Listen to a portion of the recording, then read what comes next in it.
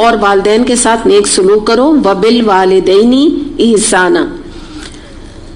اس کے بارے میں ہم دیکھتے ہیں کہ نبی کریم صلی اللہ علیہ وسلم نے فرمایا کہ جو شخص یہ چاہتا ہے کہ اس کی عمر دراز ہو اور اس کی روزی میں کشادگی ہو تو اسے چاہیے کہ ماں باپ کے ساتھ بھلائی کرے اور صلہ رحمی کرے.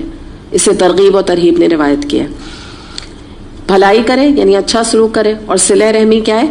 یہی والی بات ہے کہ ان کے ساتھ رشتہ جو ہے وہ بہت اچھے طریقے سے، بہت ہی حسن سلوک کے ساتھ نبھائے. طبرانی میں حدیث آتی ہے والدین کی نافرمانی سے بچو، اس لیے کہ جنت کی خوشبو 1000 سال سے آتی ہوگی مگر والدین کی نافرمانی کرنے والا اس کی خوشبو بھی نہیں پا سکے گا.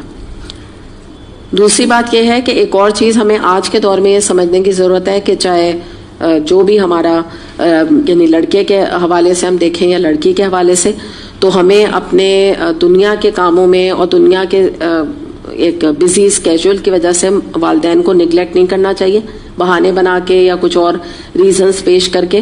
اور چاہے بیٹا ہو چاہے بیٹی ہو، دونوں کی ذمہ داری اپنے والدین کی بنتی ہے کہ ان کو ڈاکٹر کے پاس لے جانا، ان کی کوئی خدمت کر دینا، کوئی سر دبا دینا، کوئی پیر دبا دینا، کوئی ان کی کبھی الماری ٹھیک کر دینا، کچھ کھانا پکا کے ان کو کھلا دینا، جو کچھ بھی ان کے بس پڑے، جو بھی جس ایج میں بھی ہوں. دیکھیں نا، زیادہ بڑی ایج کے ہوں گے تو بیچاروں کے مسئلے مسائل اور ان کی تکلیفیں مختلف نوعیت کی ہوں گی. سیدھی بات ہے کہ ان کے لیے تو بیچاروں کے ڈاکٹر ہی ہر وقت، یعنی اسپتالوں کی جب ایک عمر ہو جاتی ہے تو وہ تو ایک کام یہی اتنا بڑا ہوتا ہے کہ ہر تھوڑے دن پہ ان کو اسپتال لے جانا اور ان کا علاج کرانا.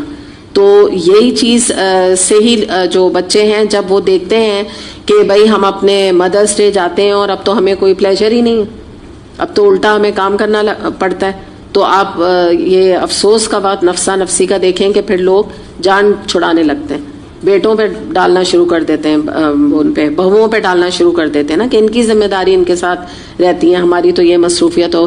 کیونکہ اب وہ مزہ تو رہا نہیں ممیز ڈے جو ایک انسان جاتا ہے ریلیکس کرنے، اور ماں جو ہے وہ ایک وقت ایسا ینگ ایج میں ہوتا ہے کہ اپنے بچی کو خوب، جس کو کہتے ہیں نا کھانا پلانا اور گھمانا پھرانا کرتی ہے، وہ چیز ختم ہو جاتی ہے ایک ایج کے بعد. تو وہی میں نے کہا یہ ڈیپینڈ کرے گا کہ آپ کے پیرنٹ کس ایج پہ ہیں.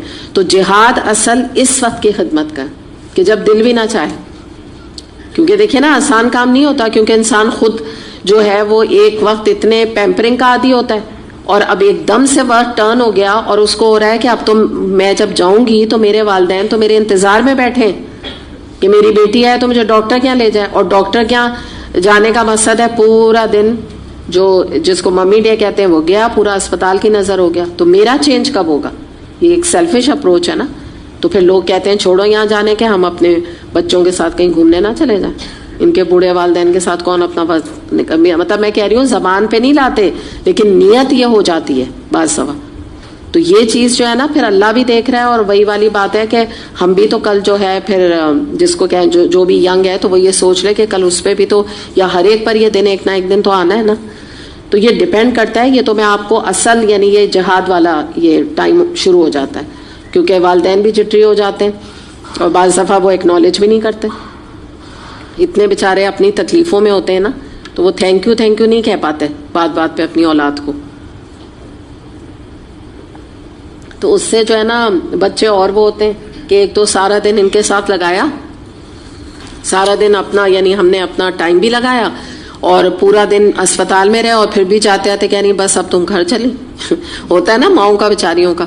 تو انہوں نے کہا کہ بس ابھی تو تم اب مطلب ابھی تک تو ڈاکٹر کیا تھی، اب کچھ دیر تو بیٹھو. تو وہ پھر کیا بچے ایسے کہنے لگتے ہیں یہ تو کبھی خوشی نہیں ہوتی. تو یہ آپ سوچیں اوف بھی نہیں کہہ سکتے. تو یہ تو بہت بڑا جملہ ہے یہ کہنا یہ تو کبھی خوش نہیں ہوتی. تو بڑا صبر یہ آزما والی چیز ہے.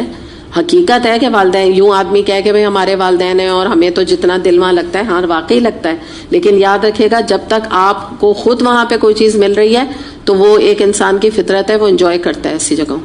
لیکن اصل امتحان یہ وقت ہوتا ہے ان کا. اور جس کے بارے میں دیکھیں حدیث کیا آتی ہے کہ تم میں سے جس کو کہتے ہیں نا کہ سب سے زیادہ محروم وہ شخص ہے کہ جس کو کہ اس نے والدین کو بڑھاپے کی حالت میں پایا اور ان کی خدمت کر کے وہ جنت نہ حاصل کر سکا. تو جوانی کا نہیں ذکر ہے، بڑھاپے کا ذکر ہے. بڑھاپے میں پایا تو ہے کہ سب بدقسمت ترین اولاد ہے وہ. کہ وہ خدمت کر کے جنت میں نہیں گیا. تو یہ چیز جو ہے ہمیں دیکھنے کی ضرورت ہے. اور یہ بات یاد رکھیں اگر وہ ینگ ہے تو ان کی نیڈز دوسری قسم کی ہیں. اس طرح سے ان کو جس کو کہتے ہیں کہ آپ ڈیل کریں اور ان کے ساتھ حسن سلوک کریں.